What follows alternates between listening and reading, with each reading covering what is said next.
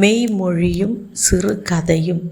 கர்த்தர் நடத்தும் வழியே பாதுகாப்பானது, மனித அறிவு காட்டும் வழி குழப்பமானது. சிறு கதை. ஒரு சிறுவன் தன் தந்தையுடன் காடு வழியாக சென்று கொண்டிருந்தான். இருளும் பயமுறுத்தும் சத்தங்களும் இருந்ததால் அவன் அஞ்சினான்.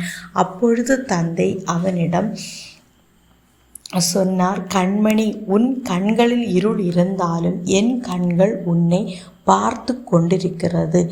என் கையை பிடித்து கொண்டால் பயப்பட வேண்டியதில்லை. அந்த சிறுவன் தன் தந்தையின் கையை உறுதியாக பிடித்து நடக்க ஆரம்பித்தான்.